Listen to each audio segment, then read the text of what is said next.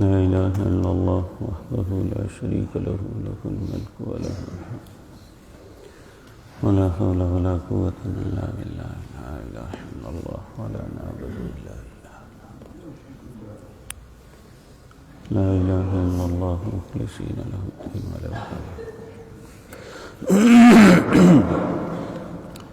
إن الحمد لله نحمده ونصلي على رسوله الكريم أما بعد أعوذ بالله السميع العليم من الشيطان الرجيم بسم الله الرحمن الرحيم يا أيها الذين آمنوا اذكروا الله ذكرا كثيرا وسبحوه بكرة وأصيلا هو الذي يصلي عليكم وملائكته ليخرجكم من الظلمات إلى النور وكان بالمؤمنين رحيما تحيتهم يوم يلقونه سلام وأعد لهم أجرا كريما. حضرات محترم،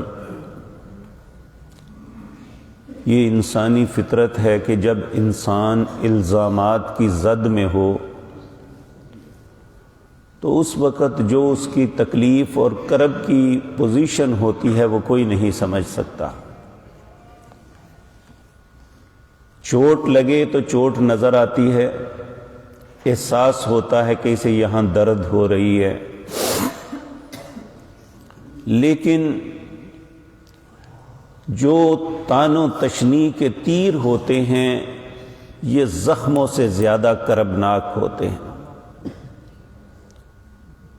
نبی کریم صلی اللہ علیہ وسلم پر جب یہ بہتان لگ رہے تھے تو جہاں نبی کریم سخت اذیت میں تھے وہاں صحابہ کرام کو بھی بڑا دکھ تھا، کیونکہ یہ ایک فطرتی بات ہے کہ جس شخصیت سے پیار ہو اس پہ الزام خود کو تکلیف دیتا ہے.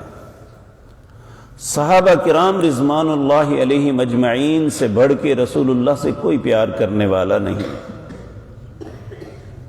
تو ایسے حالات میں اللہ نے ایک نسخہ کیمیا دیا جو قیامت تک کے لوگوں کے لیے ہے کہ جب بھی غم میں مبتلا ہوں یا خوشی میں ہو، ہر حالت میں انسان کو اللہ کا ذکر کرنا چاہیے. یاد رکھیں اللہ نے جو ہم پہ فریضے عائد کیے ہیں، نماز ہے، روزہ ہے، زکوٰۃ ہے، حج ہے، اگر انسان بعض کیفیتیں ایسی میں مبتلا ہو جائے تو یہ حکم ساقط ہو جاتے ہیں. حج اگر مال استطاعت نہیں ہے تو اس پہ ساقط ہے، اس کے لیے ضروری فریضہ نہیں ہے.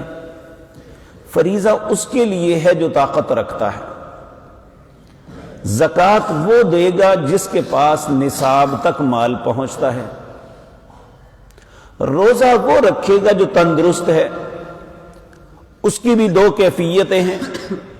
اگر بیمار ہے ایسا کہ جس میں تندرست ہونے کے چانس ہے، اس میں کہا فعدۃ من ایام اخر، اور دنوں میں جا کے رکھ لینا، کوئی بات نہیں. اگر وہ ہمیشہ کے لیے بیمار ہے تو کہا ففدیۃ طعام مسکین، مسکین کو کھانا دے دو، تمہارے روزے کا کفارہ ہو جائے گا. اسی طرح نماز ہے، اگر انسان بیمار ہو جائے کہا کھڑے ہو کے نہیں پڑھ سکتے، کوئی بات نہیں، بیٹھ کے پڑھ لو. بیٹھ کے بھی نہیں پڑھ سکتے، لیٹ کے پڑھ لو. یعنی حکم نرم ہوتا چلا جاتا ہے. اگر انسان سفر میں ہے تو کہا قصر کر لو، نماز چھوڑنی نہیں ہے. دو نمازیں ملا کے پڑھ لو لیکن یہ بات چھوڑنی نہیں. لیکن تخفیف ہوتی چلی جاتی ہے. لیکن یاد رکھیں اللہ کا ذکر ایک ایسی چیز ہے جو نہ حضر میں معاف ہے نہ قصر، جو سفر میں معاف ہے، نہ خوشی میں نہ غمی میں، نہ فقر میں نہ غنا میں. کسی حالت میں جو انسان اللہ کے ذکر سے خالی ہے اور جو اللہ کا ذکر کرنے والا ہے، نبی کریم نے اس کی مثال دی کہ اللہ کا ذکر کرنے والا نہ کرنے والا شخص ایسا ہے جیسے ایک مردہ ہے، میت پڑی ہوئی ہے۔ اب میت سے کیا توقع رکھ سکتے ہیں؟ نہ تو وہ بولے گا، نہ وہ آنکھیں کھولے گا، نہ وہ سنے گا، وہ تو مرا ہوا ہے۔ تو جو اللہ کا ذکر نہیں کرتا وہ ایسے ہے جیسے مرا ہوا انسان ہے، اور جو اللہ کا ذکر کرتا ہے وہ ایک زندہ انسان ہے کہ جو سن بھی سکتا ہے، جو دیکھ بھی سکتا ہے، جو بول بھی سکتا ہے۔ تو اللہ کا ذکر کرنا اور نہ کرنا ایک مردہ اور ایک زندہ انسان کی حیثیت رکھتا ہے۔ یہاں اللہ رب العزت نے اہل ایمان کو ایک کڑے اور سخت وقت میں اپنے ذکر کی تلقین فرمائی، کیونکہ ذکر ہی، اللہ کا ذکر وہ چیز ہے تطمئن القلوب، جو دلوں کو اطمینان بخشتا ہے۔ جس شخص کے نصیب میں اللہ کا ذکر ہو جائے وہ سخت سے سخت حالات میں بھی پریشان نہیں ہوتا، بلکہ وہ اور ذکر کرتا ہے۔ اللہ رب العزت نے فرمایا نا، یا ایھا الذین آمنوا استعینوا بالصبر والصلاۃ، جب مصیبت آ جائے تو مجھ سے مدد طلب کرو بالصبر والصلاۃ، صبر اور نماز کے ساتھ۔ وَلَذِكْرُ اللَّهِ اکبر، اللہ کا سب سے بڑا ذکر ہی نماز ہے۔ تو اللہ رب العزت ہمیں اپنے ذکر کی توفیق دے۔ یہ کئی مرتبہ آپ کے سامنے بات عرض کر چکا، نبی کریم صلی اللہ علیہ وسلم آپ نے اپنے ایک صحابی جن کا نام معاذ بن جبل تھا رضی اللہ تعالی عنہ، آپ نے ایک دن ان کا بازو پکڑا اور کہا معاذ میں تم سے محبت کرتا ہوں۔ یہ حضرت معاذ بہت ہی اچھے انسان تھے۔ تو اللہ نبی کریم نے جب یہ فرمایا تو حضرت معاذ تڑپ کے کہنے لگے، یا رسول اللہ صلی اللہ علیہ وسلم میں بھی آپ سے محبت کرتا ہوں۔ آپ نے فرمایا معاذ اگر تمہیں مجھ سے محبت ہے تو فی کل دبر الصلاۃ، اپنی ہر نماز کے بعد اللہ سے یہ التجا ضرور کرنا، کیا؟ ربی اعنی علی ذکرک وشکرک وحسن عبادتک، اے اللہ مجھے توفیق دے کہ میں تیرا ذکر کر سکوں، اے اللہ مجھے توفیق دے میں تیرا شکر کر سکوں، اے اللہ تو میری مدد فرما میں تیری اچھے طریقے سے عبادت کر سکوں۔ اور یہ ذکر اللہ کی توفیق کے بغیر نہیں ہوتا، وگرنہ انسان الجھ ہی جاتا ہے۔ نبی کریم صلی اللہ علیہ وسلم نے فرمایا، جو ہر نماز کے بعد 10 مرتبہ سبحان اللہ، 10 مرتبہ الحمدللہ، 10 مرتبہ اللہ اکبر کہتا ہے، اللہ اس کی خطاؤں کو معاف کر دیتے ہیں، لیکن کرتے بہت کم ہیں۔ یعنی اس کو روٹین بنانا یہ انسان کے لیے بڑا مشکل ہے، لیکن حکم دیا کہ اس کا اجر کیا ہے۔ جو انسان اللہ کا ذکر کرتا ہے، نبی کریم صلی اللہ علیہ وسلم نے فرمایا، اللہ رب العزت نے فرمایا، جب انسان میرا ذکر کرتا ہے اکیلے میں بھی اسے یاد کرتا ہوں، جب وہ لوگوں کے سامنے میرا ذکر کرتا ہے تو میں ان سے بہتر جماعت یعنی فرشتوں کے اندر اس کا ذکر کرتا ہوں۔ اور جو شخص ایک بالشت میرے پاس آتا ہے، میں ایک ہاتھ اس کے پاس جاتا ہوں، جو ایک ہاتھ آتا ہے میں اسے آگے ہو کے ملتا ہوں، جو میری طرف چل کے آتا ہے میں اس کی طرف بھاگ کے آتا ہوں۔ یعنی یہ ایک تمثیل ہے کہ انسان اللہ کی طرف تھوڑا سا بھی رجوع کرے، اللہ اس کی طرف زیادہ متوجہ ہوتے ہیں۔ تو اللہ رب العزت ہمیں اپنے ذکر کی توفیق عطا فرمائے۔ نبی کریم صلی اللہ علیہ وسلم 3 باتوں کی بڑی دعا مانگتے، رب اجعلنی لک شکارا لک ذکارا لک مطواعا، اے اللہ مجھے ایسا بنا دے کہ میں تیرا شکر کرنے والا بن جاؤں، تیرا ذکر کرنے والا بن جاؤں، اور اے اللہ میں تیرا فرما بردار بن جاؤں۔ تو اللہ رب العزت یہاں اہل ایمان کو حکم دے رہے ہیں، یا ایھا الذین آمنوا، اے لوگو جو ایمان لائے ہوں، اذکروا اللہ، اللہ کا ذکر کرو، کتنا؟ ذکرن کثیرا، کثرت کے ساتھ اللہ کا ذکر کرو۔ اب سوال یہ پیدا ہوتا ہے کس طرح کثرت کے ساتھ انسان کر سکتا ہے؟ ہر وقت اسی دھیانے لگا رہے؟ تو میرے بھائیو، نبی کریم صلی اللہ علیہ وسلم نے فرمایا جو شخص عشاء کی نماز پڑھتا ہے اللہ اس کی آدھی رات کی عبادت لکھ دیتا ہے۔ عشاء کی نماز اگر باجماعت پڑھتا ہے، اگر وہ پھر صبح کی نماز بھی باجماعت پڑھ لیتا ہے تو اللہ پوری رات کا عبادت گزار اسے تصور کرتے ہیں۔ اللہ ہمارے نصیب میں کر دے۔ اسی طرح ایک نماز کے بعد دوسری نماز کا انتظار کرنا ایسے ہی ہے جیسے وہ انسان نماز کے اندر ہی ہے، اس کا دل معلق ہے ہر وقت۔ فجر پڑی ہے تو ظہر کا انتظار، ظہر پڑی ہے تو عصر کا انتظار، عصر پڑی ہے تو مغرب کا انتظار، مغرب پڑی ہے تو عشاء کا انتظار۔ یہ اللہ کو بڑی خوبصورت کیفیت لگتی ہے کہ اس کے دل میں اور کوئی بات ہی نہیں ہے، ہر وقت یہی کہ کب نماز کا وقت آئے میں اللہ کی بارگاہ میں پہنچوں۔ اللہ ہمیں بھی ایسا دل نصیب فرما دے کہ ہمارے دل میں شوق ہو کہ کس وقت وہ وقت آئے کہ ہم اپنے رب سے ملاقات کے لیے حاضر ہوں۔ تو اللہ رب العزت فرماتے ہیں یا ایھا الذین آمنوا اذکروا اللہ ذکرا کثیرا، کثرت کے ساتھ ذکر کرو۔ تو اگر وَسَبِّحُوهُ بُكْرَةً وَأَصِيلًا، صبح اور شام اللہ کی تسبیح بیان کرو۔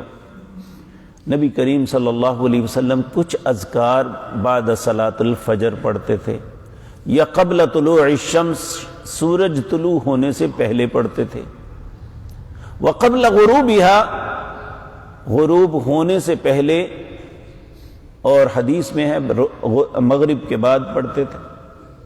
یہ صبح شام کے اذکار انہیں کہتے ہیں۔ انسان کو اپنی زندگی کا حصہ بنا لینا چاہیے، ان اذکار کو ازبر یاد کر لینا چاہیے۔ اگر انسان یہی اس کے نصیب میں ہو جائے تو بہت سی مصیبتوں سے بچ سکتا ہے، بہت سے انعامات کا مستحق بن جاتا ہے، اللہ کا ذکر کرنے والوں میں انسان شامل ہو جاتا ہے۔ تو وَسَبِّحُوهُ بُكْرَةً وَأَصِيلًا، اگر ایسا کرو گے اے اللہ ملے گا کیا؟ اللہ رب العزت فرماتے ہیں میں 5 انعام دوں گا اپنا ذکر کرنے والوں کو۔ کتنے؟ 5 انعام دوں گا۔ نمبر 1 انعام هو الذی یصلی علیکم، اللہ اس پہ اپنی رحمتوں کو نازل فرمائیں گے، اللہ اس پہ درود بھیجے۔ درود کا مطلب ہے رحمت۔ هو الذی یصلی علیکم، اللہ اس پہ اپنی رحمتیں نازل فرمائیں گے۔ اللہ ہم کو بھی اپنی رحمتوں کا مستحق بنا دے۔ وَمَلَائِكَتُ، اس کے فرشتے اللہ سے اس کی مغفرت کی دعا مانگتے ہیں۔ انسان جب نماز پڑھتا ہے اور نماز پڑھنے کے بعد اپنی جگہ پہ بیٹھا رہتا ہے، جب تک اس کا وضو خطا نہیں ہوتا یا وہ اٹھ کے چلا نہیں جاتا، اس وقت تک اللہ کے فرشتے اس کے لیے دعا کرتے ہیں اللہم اغفر لہ، اللہم ارحمہ، اے اللہ اسے معاف کر دے، اس پہ رحم کر دے۔ اس کے لیے فرشتے اللہ سے دعائیں کرتے ہیں۔ وَتَرَى الْمَلَائِكَةَ حَافِّينَ مِنْ حَوْلِ الْعَرْشِ يُسَبِّحُونَ بِحَمْدِ رَبِّهِمْ، اللہ کے عرش کے گرد جو گھومنے والے فرشتے ہیں وہ اللہ کی تسبیح کے ساتھ ساتھ ایمان والوں کے لیے استغفار کرتے ہیں۔ وَيَسْتَغْفِرُونَ لِلَّذِينَ آمَنُوا، وہ استغفار کرتے ہیں ان کے لیے جو اہل ایمان ہے۔ اللہ ہمارے دلوں میں ایمان پیدا فرما دے۔ تو اللہ رب العزت فرماتے ہیں پہلا انعام ان کے لیے یہ ہے هو الذی یصلی علیکم وملائکۃ، اللہ اپنی رحمتیں بھیجتے ہیں اور فرشتے ان کے لیے رحمتوں کی دعائیں مانگتے ہیں۔ دوسرا انعام لیخرجکم من الظلمات الی النور، اللہ کا ذکر کرنے والا انسان گمراہ نہیں ہوتا، بھٹکتا نہیں ہے، بلکہ اللہ اسے اندھیروں سے نکال کے ہدایت اور روشنی کا راہی بنا دیتا ہے۔ لیکن شرط یہ ہے کہ ذکر خالصتاً اللہ کا ہو، کیونکہ بہت سے لوگ اس بات پہ پریشان ہوتے ہیں، لو جی ہر ولے اللہ اللہ ہی کیوں ہے۔ اللہ فرماتے ہیں وَإِذَا ذُكِرَ اللَّهُ وَحْدَهُ اشْمَأَزَّتْ قُلُوبُ الَّذِينَ لَا يُؤْمِنُونَ بِالْآخِرَةِ، جب اکیلے اللہ کا ذکر کیا جاتا ہے تو جو آخرت پہ یقین نہیں رکھتے ان کا دل تنگ پڑ جاتا ہے۔ وَإِذَا ذُكِرَ الَّذِينَ مِن دُونِهِ إِذَا هُمْ يَسْتَبْشِرُونَ، جب اللہ کے علاوہ اوروں کا تذکرہ کیا جاتا ہے پھر خوش ہوتے ہیں، گل تو ان بنی نا۔ اور یہ ہم پہ بہتان لگایا جاتا ہے، لو جی یہ بزرگوں کے منکر ہیں۔ بھئی کیا منوانا چاہتے ہیں بزرگوں کا؟ اگر کوئی نیک انسان ہے تو اس نے اپنی عاقبت کو اچھا کیا، ہم سے کیا منوانا ہے اس؟ ہمیں ماننے کا حکم ہے اللہ کا کہ تم نے اللہ رب العزت کا ذکر کرنا ہے، یہاں حکم صرف یہ ہے، دوسرے کسی کا نام نہیں لیے۔ یا ایھا الذین آمنوا اذکروا اللہ، اہل ایمان اللہ کا ذکر کرنا ہے، ذکرن کثیرا وسبحوہ بکرۃ واصیلا، تسبیح بھی، حمد بھی، تکبیر بھی، یہ سب کچھ اللہ کے لیے ہے۔ سبحان اللہ، اللہ پاک ہے، الحمدللہ، تعریف اللہ کی ہے، لا الہ الا اللہ، اللہ کے علاوہ کوئی الہ نہیں ہے، اللہ اکبر، اللہ سے بڑا کوئی نہیں ہے، ولا حول ولا قوت الا باللہ، نیکی اور برائی کو گھیرنے والی قوت اللہ کے علاوہ کوئی نہیں ہے، سب ذکر اللہ کے ہے۔ لِيُخْرِجَكُم مِّنَ الظُّلُمَاتِ إِلَى النُّورِ، اللہ کے ذکر کرنے والے کا دوسرا انعام اللہ کی طرف سے یہ ہے، اللہ اسے اندھیروں سے، ظلمتوں سے، گمراہیوں سے نکال کے ہدایت کا رستہ راہی بنا دیتا ہے، اسے نور کی طرف لے آتا ہے۔ تیسرا انعام وَكَانَ بِالْمُؤْمِنِينَ رَحِيمًا، ایسے ایمانداروں پہ اللہ رحم کرتے ہیں۔ اللہ ہمارے نصیب میں ایسا ایمان فرما دے۔ اور چوتھا انعام، یہ اس سے بڑا کائنات میں انعام کوئی نہیں ہو سکتا، وہ کیا؟ تحیتہم یوم یلقونہ سلام، جس دن یہ اپنے رب سے ملاقات کریں گے ان کا رب انہیں سلام کرے گا۔ اور پانچواں انعام وَأَعَدَّ لَهُمْ أَجْرًا كَرِيمًا، اللہ فرماتے ہیں میں نے ان کے لیے جو اجر، جو بدلہ تیار کیا ہے وہ بڑی ہی عزت والا ہے۔ جس بدلے کو اللہ عزت والا کہہ رہے ہیں وہ کیسا بدلہ ہوگا؟ تو اس لیے میرے عزیز بھائیو، ہم سب کو اپنے پلے یہ بات باندھ لینی چاہیے، کہنے والا ہے یا سننے والے؟ ہمیں مخاطب ہو کے اللہ فرماتے ہیں اذکروا اللہ، اللہ کا ذکر کرو، ذکرن کثیرا، کثرت کے ساتھ اللہ کا ذکر، وسبحوہ بکرۃ واصیلا، صبح اور شام اللہ کی تسبیحات کو بیان کرو، اے اللہ ہمارے نصیب میں کر دے۔ اقول قولی ھذا واستغفر اللہ لی۔